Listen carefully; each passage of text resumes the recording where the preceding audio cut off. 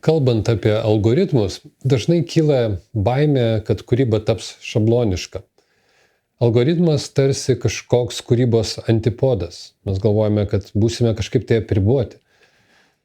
Tad čia labai svarbu atskirti savokas.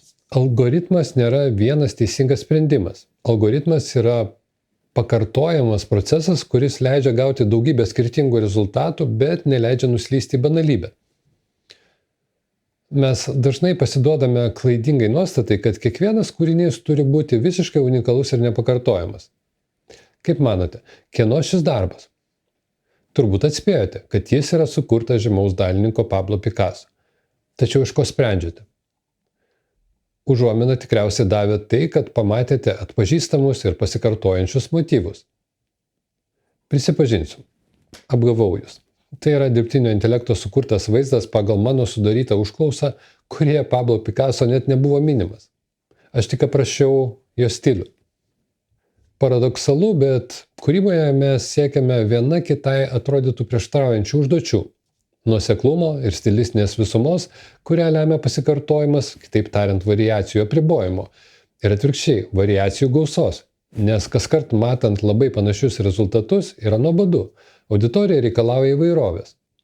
Turime sėkmingai išlaikyti abiejų komponentų balansą. Pradedantieji dažnai apverčia šią schemą aukštyn kojomis. Ieško įvairovės ten, kur reikia vientisumo ir ignoruoja nuobodų pasikartojimą ten, kur būtina ieškoti išraiškos galios ir įvairovės. Konkretus standartinis pavyzdys, kurį matome nuolat, kai mūsų mokiniai atneša įvertinti nuotraukų seriją. Nesutvarkyta ekspozicija, spalvų balansas, skirtingose nuotraukose tie patys elementai atrodo visiškai kitaip, varijuoja nuotraukų apdorojimas ir tonavimas. Tai sukuria bereikalingą chaosą ir darbas atrodo labai neprofesionaliai. O štai siužetų ir kompozicijų sferoje atvirkščiai matome pasikartojančius šabloniškus sprendimus. Tarsi viskas būtų sukalta ant to paties kurpalio. Bet grįžkime prie algoritmo. Nors atrodo, kad algoritmas apriboja unikalumą, iš tiesų jo nebuvimas užtikrina nelaisvą minčių tėkmę, o tiesiog neprognozuojamą rezultatą visomis prasmėmis. Net ir atsitiktinai gavę gerą rezultatą negalėsime jo pakartoti, nes tiksliai nežinosime, kokie kriterijai tai lėmė. Tik turėdami aiškę schemą mes galime ne tik aukštai laikyti iškėlę kartelę, bet ir ją nuolat dar labiau kelti, tobulindami savo naudojamą sistemą. Mąstymo šablonas ir šabloniškas rezultatas tik skamba panašiai. Tačiau tai yra visiškai skirtingi dalykai. Struktūruotas mąstymas gimdo pasirinkimų įvairovę ant tvirto pagrindo. Šabloniškas rezultatas yra primityvaus mąstymo šablono išdava. Tai yra mąstymo schema nukreipta į proceso paprastumą, saugius ir išbandytus variantus, ji neverčia ieškoti, atrasti naujų būdų, rizikuoti. Bet tai nereiškia, kad negalime pakeisti šabloną ir gauti įdomesnius rezultatus. Geras algoritmas neapriboja kūrybos. Jis apriboja tik silpnus sprendimus. Tad kam iš viso reikalingas kūrybos algoritmas? Ką jisai duoda? Pirmiausia, jis reikalingas tam, kad mums padėtų išjudėti, kai galva tuščia ir reikia kurti spaudimo sąlygomis. Na, o šiandien tai jau tapo įprastų standartų. Toliau. Tam, kad sukurtų vidinę atrankos filtrų sistemą. Kad mes galėtume aiškiai atsakyti, kuri idėja turi potencialą, o kuri ne. Kodėl viena veikia, o kita ne. Ko idėjai trūksta, kad jis sukurtų stipresnį įspūdį ir kaip ją patobulinti. Kaip sukurti wow efektą. Kaip ne tik laimėti žiūrovo dėmesį, kurį jau dabar laimėti labai sudėtinga, bet dar ir jį išlaikyti. Kaip nuosekliai judėti per kūrybinio proceso etapus, kad neužstrigtume viduryje, o tai tikrai labai dažnai pasitaiko. Algoritmas numato, kas konkrečiai turi įvykti paruošiamajame etape, kurį dažniausiai apskritai praleidžiame, kad tolesnis judėjimas būtų sklandus ir nuoseklus. Fotografai nuolat su entuziazmu puola tiesiai prie fotografavimo.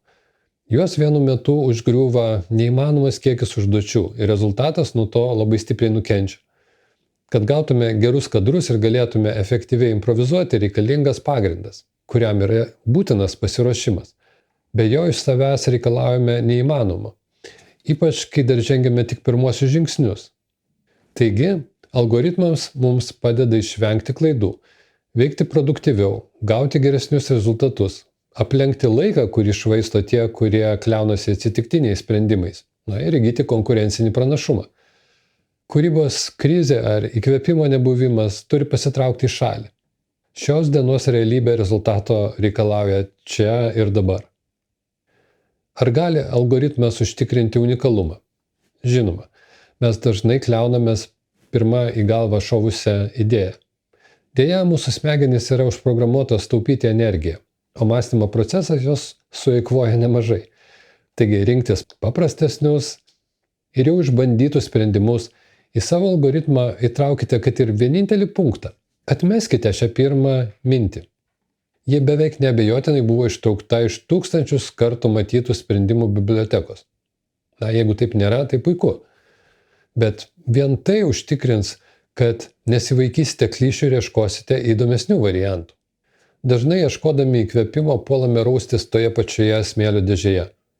Vestuvių fotografai įkvėpimo ieško kitų vestuvių fotografų darbuose ir dėl to nuolat kartoja tas pačias klišes, jas tik dar labiau nuvalkiodami. Įsivaizduokite, kad ruošiatės poros fotosesijai, taip vadinamai love story. Atsidarote Pinterest ar vaizdų skyrelį bet kurioje paieškos sistemoje. Garantuoju, kad ten pamatysite krūvą tokių pačių arba labai panašių sprendimų. Užuot jos uoliai įdėję savo inspiracijų skrynelę, kaip tik užbraukite jos raudonai ir neleiskite savo kartoti nieko, kas jau ir taip nuolat kartojasi. Taip priversite save sukurti kažką išskirtinio ir unikalaus. Būtent to ir siekia kūrybos algoritmas. Žinoma, vien to nepakanka. Reikia ne tik apibrėžti tai, ko nedarome, bet ir atsakyti savo, ką turime daryti, kaip judėti į priekį. Turėti aiškią struktūrą ir kriterijus, apie kuriuos jau kalbėjau. Dėl to mokymuose ir skirsime net 5 valandas ne tik teorijai, bet ir praktiniams užduotims, kurios padės įsisavinti procesus, išsigryninti stilių ir išbandyti naujus įgūdžius. Ir be abejo įsitikinti, kad mūsų metodai tikrai veikia.